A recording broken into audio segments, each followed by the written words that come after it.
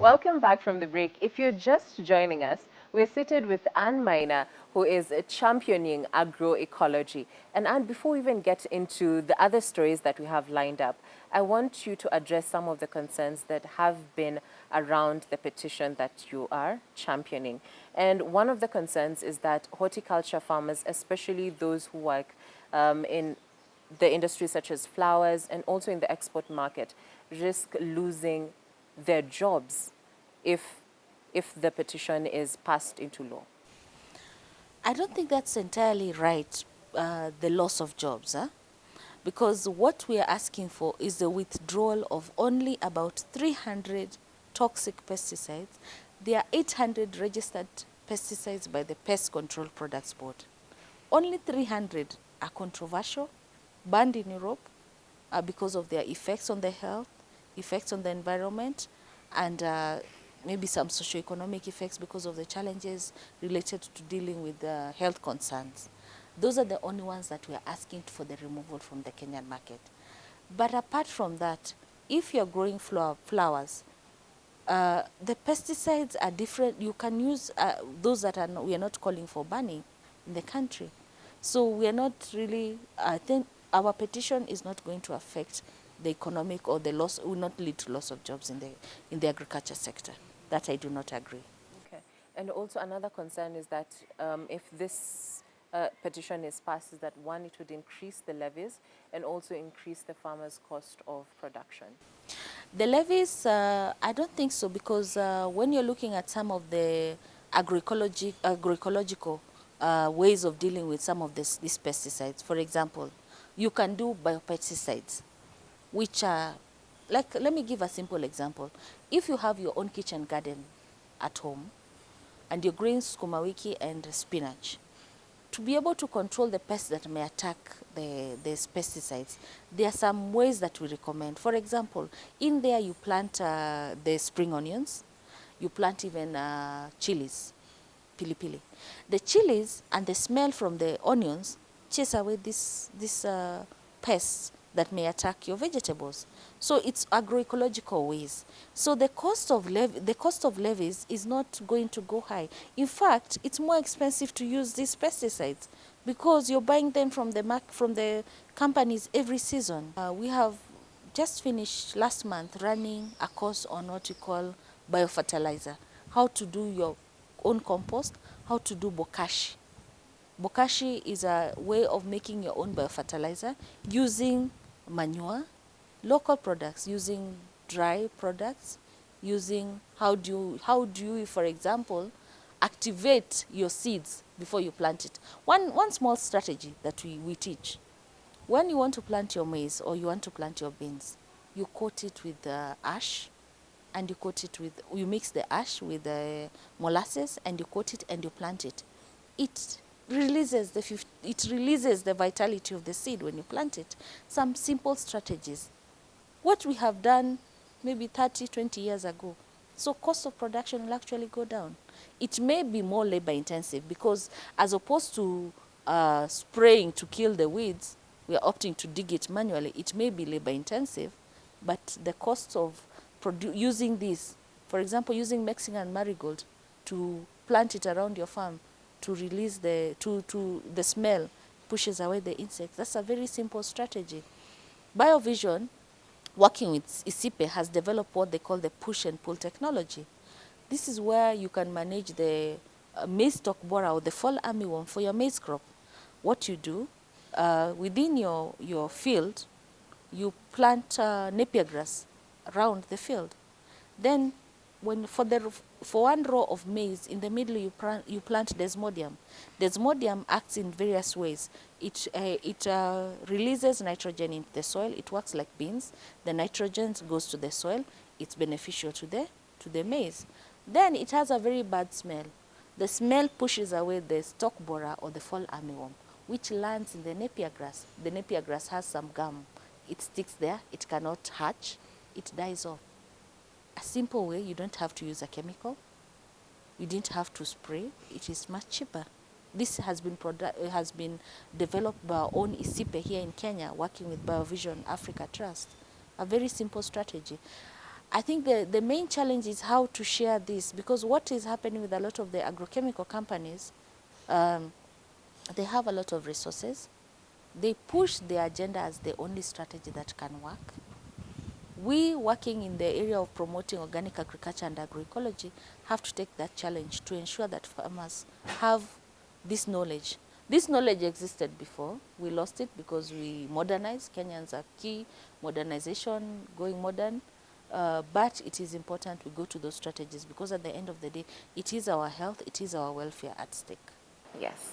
And so we'll move on where environment ministers and experts from nearly 200 countries met last week for the annual United Nations Climate Talks, presided by Chile and hosted by Spain. The so-called COP25 follows a raft of alarming studies and real-life evidence of climate change's potentially catastrophic fallout.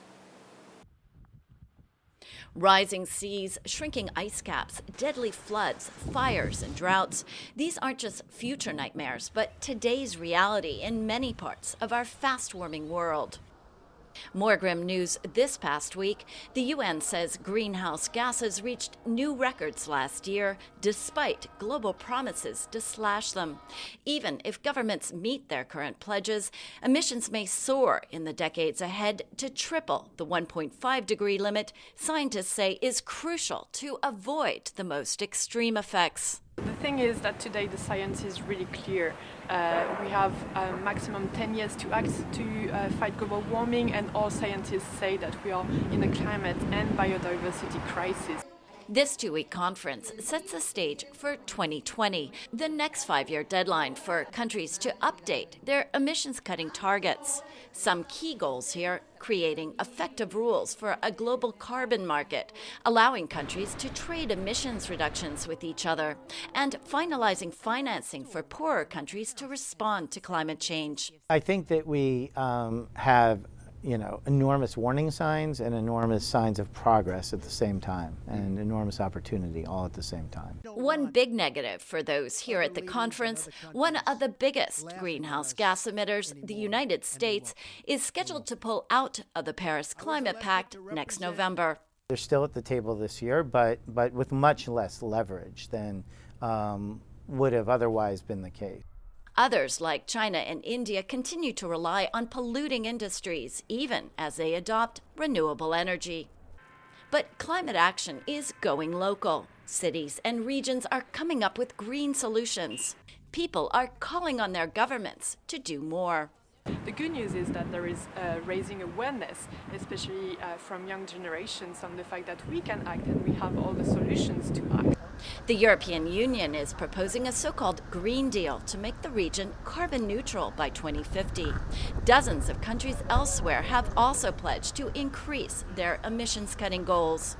WRI's David Waskow points to another positive: the cooperation between Spain and Chile in organizing this conference, showing the kind of can-do spirit countries might need to reach ambitious climate change solutions going forward. For VOA News, Lisa Bryant, Madrid. Climate change has been an issue that has been culminating year after year, decade after decade. I want to get your reaction to that as we move on to other questions. I think the challenge of climate change has been recognized the world over. Kenya is a signatory of the Paris Agreement, which unfortunately the other day America withdrew from, where we realized the rising cases of temperature and floods, catastrophes, floods and droughts is because of the challenges of climate. I think we recognize that for Africa, we are experiencing the biggest impact because of our challenges with adaptation and mitigation, but a lot of the emitters are in Europe. It's unfortunate that the impact is higher here in Africa. In Kenya, we have seen that challenge. If it's not drought, it's floods and the challenges that we are facing. So I think it is important that we take a responsibility as Kenya, and Europe also to take its responsibility, because unfortunately they expect us to put measures and for them to continue emitting and for us to put measures to mitigate and adapt to climate change, which is okay, but also they need to take their responsibility because they also have a big impact in terms of carbon emissions from the manufacturing. I think even India is a big emitter. They say it's almost fourth or fifth, one of the biggest emitters of carbon. I think our country has made some key decisions that are very important in reducing carbon emissions. For example, cars in Kenya have to be younger. You cannot import cars that are older than 7 years. That's one of the strategies. But one area that people don't realize is a big carbon emitter is the use of fertilizers and pesticides. Because these, when you use on your farms, you're releasing a lot of the carbon into the air, and this is affecting also our environment. So it's important that in Kenya, as we look at issues of adaptation and mitigation, Kenya has a policy. We need also to look at agriculture and its impact on climate change. Murang'a County has signed a memorandum of understanding with agriculture, cultivation, marketing and manufacturing firm Kakuzi to act as a sales agent for fruits from the county. Speaking during the annual Kakuzi Farmers Day, Murang'a County Governor Mwangi wa Iria says the county will introduce supporting legislation to protect farmers against price fluctuations. It is a crop that has attracted the attention of both national and county governments, with the national government going as far as to impose a ban on its premature harvest. Avocado farming has in the recent past attracted hordes of farmers seeking to cash in on its lucrative nature. The scene is no different for over 2,000 avocado farmers affiliated to agriculture farm Kakuzi who flocked this year's annual Farmers Day. Avocado farmers affiliated to the farm will earn a bonus of between 9 shillings and 50 cents and 35 shillings per fruit, depending on the fruit count size. As a result, farmers will earn 580 shillings per 4 kg carton on the higher end and 424 shillings per 4 kg carton on the lower end. Sababu hawa wananua na bei nzuri kuliko brokers. Huko kwa mashambani brokers wanatufinya sana. Nafurahia kukuja hapa Kakuzi na kuuza makorofia yangu hapa kwa sababu mwisho wa mwaka kama kama mwezi hii nitapata dividend kutoka Kakuzi. Yes, the market was very good this year. I can tell you that one avocado we are paying at 48 shillings to the farmer per piece. 48 shillings. It is this lucrative nature that has now seen Murang'a County seek to protect farmers and enter into a memorandum of understanding with Kakuzi to enable farmers reap the benefits from structured market pricing. The county produces over 5 billion shillings worth of avocados and plans to increase its earnings to over 20 billion shillings. We already started drafting a bill which is going to go to the assembly so that we can regulate the avocado business in this county. And regulation does not mean that we are regulating buyers. No, we are regulating the industry, and therefore that will be a partnered bill between the market, the county government and producers so that we protect the industry so that for the sake of sustainability. These partnerships between ourselves and the government are very important. We have a desire to make sure that farmers also get access to the risks and the rewards of international markets. In this year we're very fortunate, we've had a very strong international market and we're able to give farmers something from that. Farmers affiliated to Kakuzi will also benefit from farmer outreach and training programs alongside access to fast maturing and high yielding varieties of the plant. And even relating this with the earlier story where we were talking about Kakuzi and the importance of legislation, or rather the proposition that they're facing, what impact do you think this will have on the farming community? I think it's quite good where they will be able to regulate the prices. Because and also working with Kakuzi, I think private companies are easier to. Murang'a County can be able to even see if the company is implementing what the regulation have. What we see from sectors like coffee or tea, farmers have really complained in the past about the fluctuation of the price they get for their product. But now working with Kakuzi, I don't hold brief from them, but I think as a company they can be put to task to ensure that farmers get the right price, a premium price for their products, which is a good venture, or what we call public-private partnerships, which are good in terms of, sometimes public sector is not very good at doing business. Private companies might be better in terms of doing the business, but they have the county as a sort of a overall, or looking at how farmers are benefiting from this. How do you think, or rather, what encouragement do you think needs to happen so that we can see this being also implemented in other counties? I think it's very important for the county to work closely with other sectors in the other stakeholders in the area of avocado production. There are other companies, some will be small, that are working also in export. It's also important to bring in exporters, to bring in the regulators, for example, the Kenya Plant Health Inspectorate Services, so that we ensure also the quality and document. This can be a success story for Murang'a. If it works for Murang'a, we can share it with the other counties. We've seen the success of, for example, the Kalamba fruit factory in Makueni. How do you ensure that this gets out there? You document the successes, of course, recognizing some of the challenges we can be used to improve or to better do such kind of legislation in other counties. Okay, and so even moving to the coffee industry. Now, the industry has been one of the key pillars of Kenya's economy since its introduction in Taita Hills by missionaries in 1896. As the years have passed, many farmers have moved from growing coffee to planting other type of crops such as Hass avocado, pumpkins, among other crops that seem profitable. However, one farmer in Kiambu County still believes in the profitability of coffee and has spread his production across the entire value chain. Kenyan coffee is one of the most expensive commodities in the World Coffee Exchange, but the profitability of it has been in question for many years. 40 kilometers from Nairobi County, we met a vibrant young man called Gitau Karanja, who owns this coffee farm that stretches to 550 acres.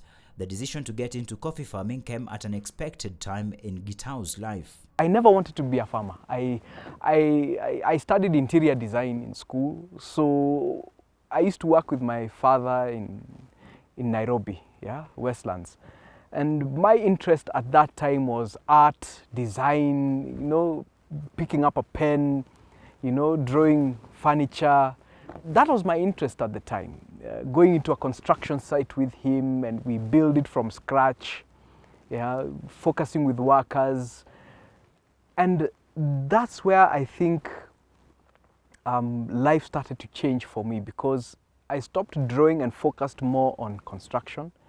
And when construction didn't work out, and my family decided, okay, why don't you try moving into the farm and seeing where you go from there, that's when the interest started to pick up. One of the things that Gitau has mentioned repeatedly is that Kenya has one of the highest quality of coffee in the world. As a consumer, however, it can become difficult to tell between good and bad coffee. It is easy to think of coffee as a bitter brown drink that you put cream and sugar in to taste nice. Arabica coffee is probably the best kind of coffee you'll ever drink, okay? Robusta coffee has to be blended with Arabica in order to give you that body, that taste bud, Robusta coffee has a lot of caffeine, Arabica less of it. Every coffee farmer should know how his or her coffee tastes. This is one of the key things that Gitau advises each aspiring and current coffee farmer. Patience pays, my friends. Patience really does pay. Be a human being to your workers. I mean, that's most important. You want to move in the right direction? Treat them as human beings. Leave pride alone. It doesn't work in this industry. Kenyan coffee is one of the most profitable commodities in the world exchange. Even though growing the coffee is a task in itself, Gitau is determined to see its profitability. Reporting for Farmers TV, I'm Olanga Nyamamu. So this comes at a time where a lot of farmers have moved from doing coffee to doing something else that seems more profitable, such as avocados and the likes. Do you still believe in the profitability of coffee? Yes, I believe this farmer is very inspiring because he has invested in the value chain. If you look at the historical revolution or the history of coffee, first of all, even African farmers were not allowed to grow it until just before independence. And a lot of it he's grown, as many of the cash crops in Africa, if it's coffee, cocoa or rubber. A lot of it has been grown, and that has continued for export to the European market. So the cocoa moves to the European market, it is produced, and you buy back the chocolate very expensively. If you look at the coffee industry, the prices that farmers are paid locally is very low. Yet for a cup of coffee in the US or in Europe is about $3–4. They're making maximum. The beneficiary are the people who sell, the brokers who are exporting, and even the companies that are selling outside the country. So this is a very good way in terms of looking at our cash crops. How do we add value? Unfortunately, we have failed that, be it our coffee or our tea. We're not doing much of value addition. And so the farmer continues to be a slave of the agencies, the traders, the people who are in the go-between before it gets to the market. It's important, and I see this very inspirational for this farmer, and I think he will go places. The few companies that are, for example, doing the value addition are fetching good prices in the international market. But many of the farmers who invested in it get frustrated and cut it down, because if the prices keeps on falling, you're better off growing your hash avocado, you're better off growing horticulture for the local market, capsicum, fruits for the local market. It's more profitable than exporting and the amount of work that goes into it. So what then do you think needs to be done? I think this is very difficult, because coffee has been talked about so much. Coffee, tea, we saw the collapse of the pyrethrum industry. If you look even at cotton, CODA, the Cotton Development Authority collapsed because when we had the structural adjustment programs and the farmers stopped being paid, the farmers stopped producing the crop, and the cotton mills were sold off to the private enterprises. I think it's important that in terms of regulation and policy, that the government puts in place measures where value addition will be done locally. It is a huge task, and of course a lot of the people in the value chain are not interested in that, because it's more profitable to send it raw. And you know what, but Kenyan coffee is one of the best and also one of the most expensive. And Germany is said to be having the best coffee, yet they import our coffee from Kenya, and they process it. They don't even have coffee bushes, they process it, and it's selling very widely. They make the profit, the big companies, but we are not adding value. Some of the big coffee companies or plantations have managed to get those niche markets, be it Starbucks, because they have volumes. But the smallholder farmer doesn't have volumes, so he continues to be a slave in this sector. Maybe it will be important also how to revive our cooperatives, because also cooperatives have been a letdown. A lot of them have been they don't pay the farmers, there's a lot of corruption going there. I was reading today about even the milling company in Mwea, which is facing a lot of corruption cases. I think we have to start working also on our systems. If it's a cooperative movement, how does it support the farmers? Tunasema sisi ni watu wa chai. But it comes also from the historically, during colonialism, coffee was a mzungu crop. Tea is for the locals. So it's also a historical, some of the historical injustices and things that happened, and it is affecting even in terms of how we appreciate our local crops. The farmer, yes, you can understand why they get frustrated. And my grandfather also cut down some of his coffee trees. It's not really beneficial for him. He would rather grow avocado or macadamia. He actually replaced it with macadamia trees, and he gets a good price from the companies who buy them. So our cooperatives have been a big letdown. It is important we put in place measures. How do we ensure that these cooperatives are run by technocrats and not politicians who are out to gain and move to the next political position? Thank you for that, Anne. Now, that wraps it up for us here on This Week in Agriculture. And I want to give you the opportunity to speak to somebody who's watching you. Yes. Thank you, Esther. It's been a very great interview. I'm from the Biodiversity and Biosafety Association of Kenya, which is one of the petitioners in the petition in Parliament calling for the withdrawal of the toxic pesticides. And my call to all people out there, be farmers or even consumers, is for us to avoid the use of these toxic chemicals that are affecting our health. And this is our call to action for Kenyan consumers, to put their legislators to task and ask them, can you withdraw these chemicals from the market, because they are affecting us and our future generations. Thank you very much. Thank you, Anne, for coming on the show and sharing your insights and telling us even more about the petition that you currently have. Wish you all the best. That's it from us here on This Week in Agriculture. Thank you so much for joining us. I'm Esther Gishuki, and until next time, goodbye.